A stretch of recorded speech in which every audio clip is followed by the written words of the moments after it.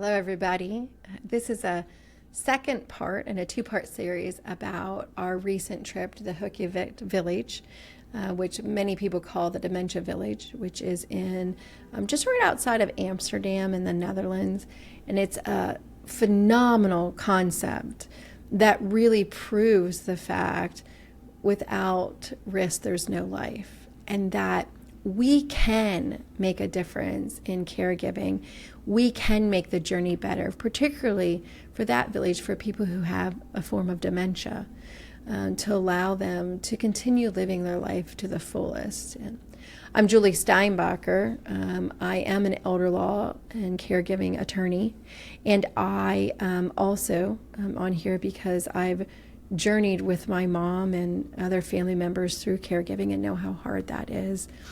And I'm also the owner of a coaching group that helps attorneys and have the lives and practices that they deserve. And it was one of my lifelong dreams to go to this village. And 20 of us were able to, fly over and spend some time. I'm here with my daughter, Cortney, who is a CPA, who's also been on these caregiver journeys with us. And this podcast, Hey Woman, is dedicated to my mom, who we used to always call Woman. And when we would see her, first in her apartment or talk to her on the phone, we'd say, Hey Woman. And she always really loved that. So, we want to talk about, being at the dementia village, and we were able to physically be there. And it's what people have to understand when you're listening is that it's a real village. Like you walk in, there's houses that people live in by lifestyles. So they divide people up by lifestyle. So if you lived in a more rural area and you like meat and potatoes typically as a meal, you're going to live with people like that. If you lived more like in the city of Amsterdam and maybe you have more varied tastes and you're going to want variety in the food that you eat, there's a lifestyle for that. And so they have, different lifestyles. Also, they think about socioeconomic status, and, they work with families to decide what somebody's lifestyle. So they're trying to, match up their lives. And then they live in these homes, and there's a restaurant and a pub and a grocery store and a theater, and it's all real. It's how they care, is by just helping them continue to live. And Courtney, my daughter, was able to be on that trip. Also, my son, who I thought was really important. He's wants to be an elder law and estate planning attorney. I thought it was really important that he understood that concept and that mind shift.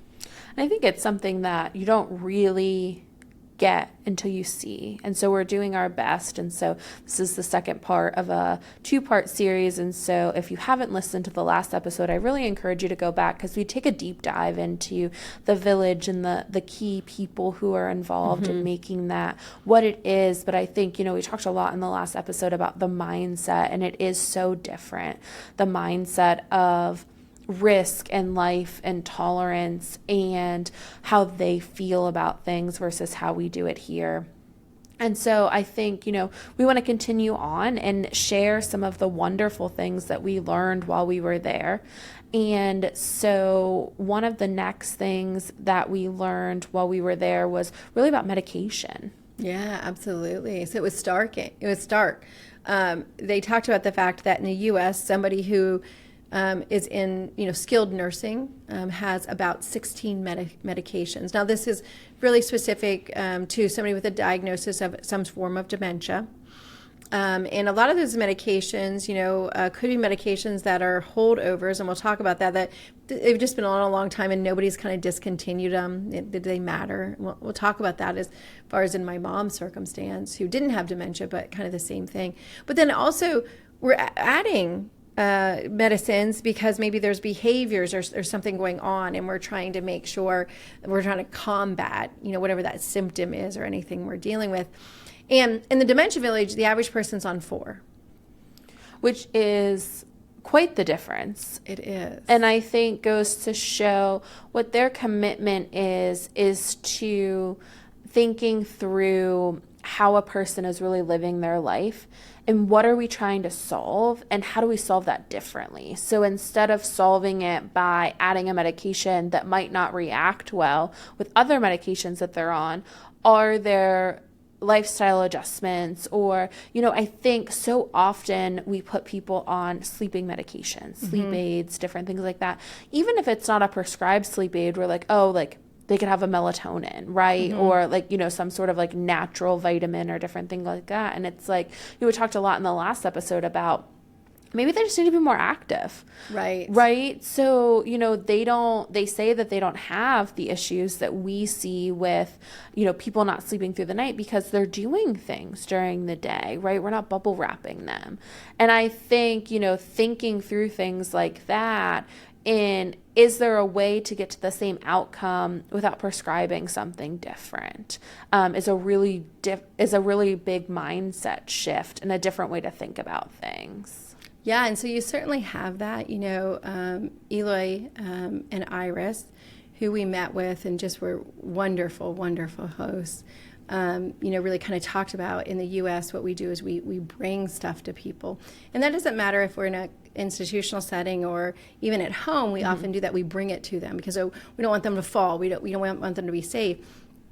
We're there, they're not bringing it to them. People are getting up and getting it themselves. And so much of what you talked about, it's true that some of the medications are to make sure that people are sleeping because they're not sleeping. And they don't need that there because the people have walked around all day. Right. That stuff hasn't been brought to them. They've gotten up, went to the grocery store, helped cook a meal. They're tired, and so they sleep better. And that sounds very simplistic, but I think what I want people to really hear in this situation is there's data that supports like proof of concept. Like right. it does, the fact that they're on 4 medicines because these people have the same level of dementia as what we would see in the U.S. It's just that they're walking around, and I think it is part of a cultural thing in the U.S. We often want to solve problems with medicines, and they're not doing that there, but they're getting to the underlying concern. So I think that it's that symptom, but. Or responding to that symptom, I'm going to put a medicine so that person doesn't act out. I'm going to put a medicine so that person can sleep. But also, one of the things I learned with my mom, caregiving for my mom, and this was really through hospice and palliative care that was able to really help me and change, really profoundly change how much my mom could live her life and how much of a burden it was to caregive, was simply looking at her list of medicines that she was on, and it was long, and say, are these medicines still serving her? And I think that's such an interesting question to like really talk about because, sometimes they're prescribed at a time when you're trying to fix a specific ailment, right? Mm-hmm. And they made sense. And they made sense. And I also think sometimes the way that, medicine is done in the U.S. and I don't know as much about like the medical system in Amsterdam, in the Netherlands, but Nan had so many different doctors, and I think there's a hesitation sometimes that all of the doctors were well-meaning, but one doctor isn't going to like remove a medicine that another doctor prescribed. Mm-hmm. And so it's like they have this team-based approach, but there's no like captain. Right. To make sure that the medicines that maybe once were prescribed are no longer needed anymore. Because what are we actually trying to solve? Because as a diagnosis continues on, right, there are changes that are happening. And as somebody's moving through that journey, a risk that wasn't tolerable a couple of years ago is creating this other issue of, so like when I think about like Nan and like the Eliquis, right? Like it's like the best example. When she was on Eliquis, it was because she had AFib.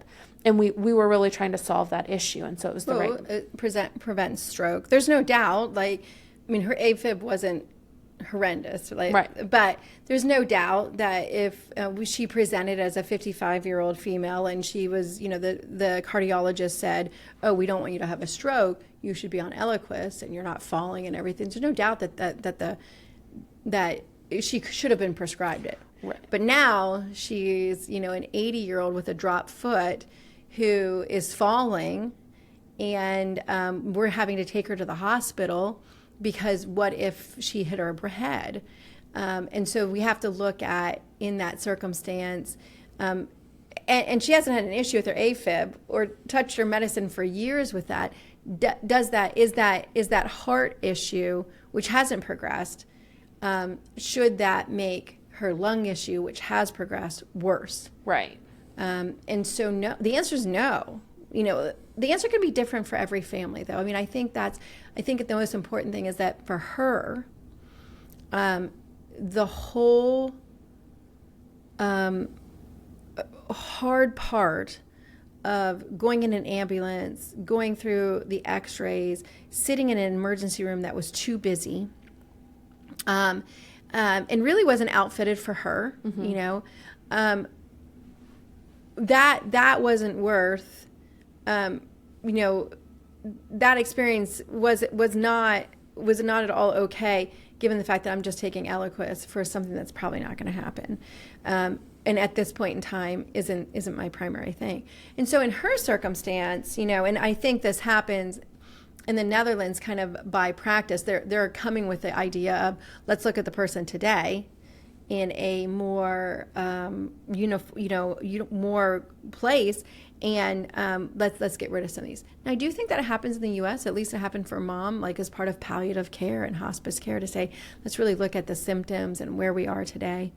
Now, in order to do that, we have to be accepting where we are today. Right. So we also do have to have people who communicate, because I know mom had been in the hospital once, and the doctor did discontinue the Eliquis, and like her cardiologist went, like, just blew up about it. And in that circumstance, like, I had some personal knowledge of, her illness, what that really meant. I kind of knew a little bit about it. And, I don't mean as an attorney, please know. And I don't mean any disrespect, but I knew a little bit about it because I had walked the same journey and knew the pros and cons. And when I looked at my mom, it just didn't make any sense to me to have this person go through that. So, I think that's one of the things that we all should be doing, is looking at the medicines of the person that we're caring for today, and ask, if there is a quarterback, it's probably a primary care physician where they have the knowledge where you can say, does this make sense? Or try to get a referral to palliative care. And we talked about that in another episode, and have somebody who their job is to come in and say, given where we are today and the symptoms that we want to control, what makes the most sense? And so I think, getting rid of those medicines, and that's not the only medicine. We were able to get rid of quite a few of mom's medicines. And, and we found that, like, some were counteracting each other. We found some where she was taking 3 different medicines, and today they make it into one for her, lung disease. And that was a lot easier. So instead of her having to, like, puff in 3 different times, she only had to do it once. And that ended up being really, really good. So I think for, again, what we're, our trip to the dementia village, really what we're trying to do is to say, well, what could we take out of that and make actionable? And I think medicines are a huge thing. I think we need to think about why somebody on medicine, and can we deal with that some other way? Can we have them live life? Can we have them walk? Can we have them do things? We certainly did that with my father-in-law. He had vascular dementia, also called multi-infarct. And one of the best things to do with that was have him walk. And he really made it a long time without having to have any behavioral medicines or, sleeping most of the night. And I think those walks were really helpful with that. And so, can we get rid of some of the symptoms and not use the medicine? But then also, can we look at where somebody is today and say, do they even need that medicine today? Is that the primary focus? And so I think reducing medicines all around. And I would add to that, as a final thing, there's a monetary component in here. Yeah, there is. And I think we'd be remiss not to talk about that. Some of these medicines are really expensive. Mm-hmm. And, caregiving, especially if the journey is long, there can really be a financial component. And so if you're able to reduce the cost on medicines, maybe you're able to, one, just save money. Maybe you're able to reallocate some of that money into something that's making a different kind of difference in their life and is making it seem better. Yeah, and see, they don't have that in the Netherlands, so they don't, that's paid for, by the government. But in the U.S., that's a real consideration, and we have people who are worrying about, could they buy better food if they didn't have to buy those medicines? Do they have the best care? And, those formularies change. It's a very confusing thing. And so I certainly am not suggesting that we shouldn't be on medicines that we really need to be because of the money. But I am suggesting that it's another reason to really look at today. Are all these medicines serving me well? Because if I could get rid of some of them, one, the other ones are less likely to interact with each other. We also might be saving a good amount of money. Some of the medicines that we even talked about are quite costly. And even if you have Medicare, in some states, there's going to be some more supplements for those things. Like in my state, the PACE program is a great program, and Mom actually was on the PACE program, and that was really, really helpful. But not every state has that. Also, wouldn't be a reason to keep her on anything just because she wasn't paying as much for it. So, yeah, I think that's one of the things that kind of came out of our time at the Dementia Village, as we, as attorneys and social workers, people who work in the offices, sat down and talked about it. We had decided that we really should be talking to families about this, and we also talked about really creating a backup plan in case the caregiver is not available. And when I talk to my clients about this, I always tell them they need two plans. They need the temporary plan, and then they need the more permanent one. And I talk about, actually, Court, when I was raising you and your siblings, I had both. So if something happened to your dad and I, there's no doubt that Nana was the temporary plan. There's no doubt. She was the one that would have picked you guys up from school, taken you home, fed you, loved you up, and for some temporary thing would have been your shelter. And so we knew that. But we also knew that there was three of you. And I'm not sure, if we had passed away, and this is what we'd call a testamentary guardian in people's wills and estate plans. I'm not sure Mom could have done that long term. And so we picked other people. When you're caregiving for somebody, I suggest to you that you have to have both. You have to have, let's say you're caregiving for your mom or you're caregiving for your spouse. You have to know, if you were in a car accident tomorrow, who's going to be that temporary plan? Who's going to be the person that goes to the house? Can they get in? Do they know the 5 things they need to know about what not to do? Do they know those things? Can they get there? And then, a more long-term plan. And sometimes that might be looking into a facility. And I know a lot of times when I work with families, they say to me, I don't ever want my loved one to go to a nursing home. And I get that, and I hear it.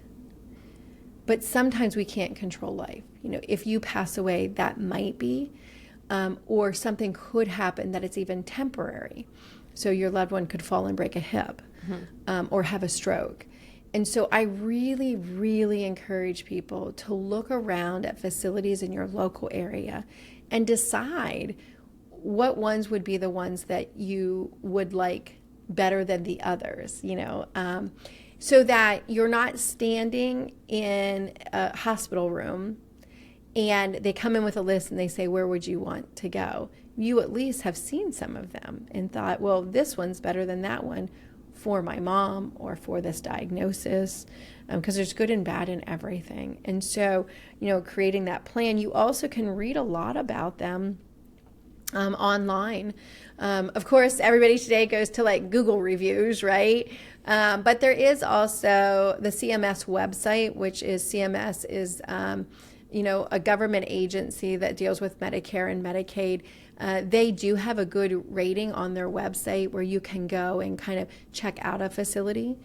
The number one thing I would want to check out for my loved one if something was going on with them that involved them needing rehab, I would want to check out what their discharge rate is. And so our advice to you, I don't want to get too far down, is, have a backup plan. I don't know, do you have a backup plan for Minnie? I, hope that Fun Uncle DJ kind of comes through for the dog. But I think, that's a real part of caregiving too, which is, and they talked about it at the Hogeweyk, sometimes people bring their pet with them. Right. And that is like such a real part. So my dog Minnie has been with me for 5 years. So I got her when she was 8 weeks old. And, if something... A COVID dog. Yes, she is a COVID puppy and has all of the fun separation anxiety and things that come with that. But, if something happened to me, something would have to... I would need a plan for the dog. And, I joke, but DJ would take her and make sure that she was okay and that she was still...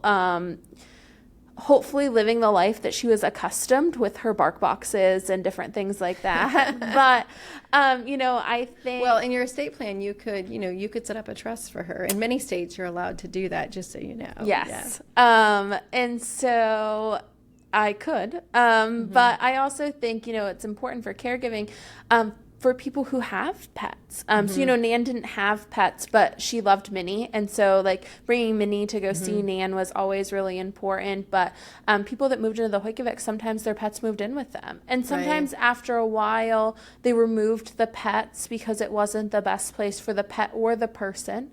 And honestly, for Nan, she loved dogs. And so, just Minnie coming to see her just for, a little bit was enough for her. She could have never have...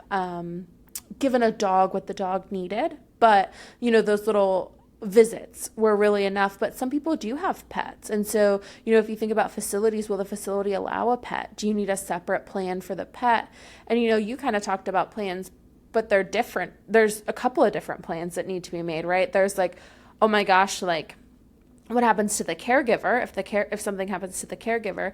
There's also, oh my gosh, we're standing in a hospital and we need to be discharged to a rehab. But I think the underlying theme really is sitting down and making sure that you have good notes about things that you've learned. But it's also making those decisions before you have to. So it's doing the research and understanding what your options are so that when you're standing there confronted with a list, you already know what decision you're making. Yeah, absolutely. And you're collecting those facts and informations in a situation where you're not in a crisis, because it's so hard in a crisis to be having the time, because you're dealing with whatever crisis is going on. Yeah. And I think too, you should tell the people who, your plan depends on. So Fun Uncle DJ should probably know that. I think your friend Michaela probably knows she's probably the temporary, She is. And that's a really good point. So, Minnie is boarded at a daycare right now. And, Michaela and I have been friends for, over 10 years since we were freshmen in high school. And if the daycare called me right now and somebody had to go get the dog, Michaela would go get her. Yeah, absolutely. When I think too, this is a whole, we kind of got into this pet thing, which is what do I do with a pet? But I want, people to know this is really important. There's actually somebody I consider a friend of mine, Julie McCormick, who's an attorney from Butler, Pennsylvania, and she does, four-legged family members and doing estate planning for them. And that's important, who's gonna take the animals. So where's the person gonna go? Where are the people gonna go? And in my career, I have done trusts for parrots and parakeets and all kinds of different things. But those things, I think it's important for people to realize those things only happen because there's a plan, because somebody did some research, made some decisions, and had a plan. And then it doesn't matter what we talk about when we're in that crisis, it's easier because we take out the plan and we follow it. It may not be perfect, things may have changed, but at least we have a starting point. And so I think that's really important for us to be thinking about. So, our advice is, make that backup plan, both temporary and permanent. And, you're just adding, bring the dog in there into that plan or the cat. And there are facilities that do allow animals and there's some that don't. And so that could be really, really important. The other thing is, consider alternative methods to care aside from medications. And actually, in our last episode, we talked a little bit about that because we talked about music therapy, or just the whole power of music. But there's also other things that you can do without using medicines that are really popular today, and could be really helpful for our loved ones. Yeah, and I think, too, when we think about, like, other therapies, there's music therapies. There's also, it was really interesting to me when we were walking around, a couple of the gentlemen had weights on their legs. And so that was a better signal to their brain that they were walking and they were moving. And so I think things like that, or weighted blankets, or, there's all kinds of really neat things that are out that with just a little bit of research you can kind of find and might give you the same outcome that a medicine would have given. Yeah, absolutely. Yeah, I think, the weighted blanket is such a simple thing. And obviously you have to really watch like how much it's weighted. But I know for myself, going through a period of time that, I wasn't able to sleep as well. Right away, my doctor prescribed, was like, oh, well, I'll be happy to give you, a sleep medicine. And then she proceeded to say, well, this really won't harm you. And, I thought her having to say that to me, I was like, I don't know. But a weighted blanket was, one of the things that really helped me kind of get through that time. And so I think it's, important for us to be thinking about what are those other things short of medicine. And, sometimes it's not offered, but if you ask your medical professional, they'll tell you things. And I think it's sometimes we forget. They do this day in and day out. They don't remember who they've told. It seems like common sense to them, but it might be like, oh, I've never heard of that, you know, and that's really helpful. So I think the other thing on our list is if your loved one becomes aggressive, consider reasons that this might be happening. So examples, there could be a medical condition underlying it, like a urinary tract infection. It also can just be, frustration from not being able to express your needs. We talked in another episode about maybe it's because they have onions, and the person doesn't like onions. But we really want to be thinking about when we see a behavior, taking a step back and trying to figure out, and I think they did a great job of this at the village. They did a great job in saying, well, why is that happening? What's around the environment? Who's around that person? And some of it, I think, one of the other things we learned is they also put a lot of time into training their caregivers. And I think this, we saw it. I think one of the things this makes me think about is holiday decoration. So, here in the U.S., we're told that sometimes people who have a diagnosis of dementia, holiday decorations can be really jarring and really upsetting. So I remember asking Iris, I was like, do you guys decorate for Christmas? And she was like, of course we do.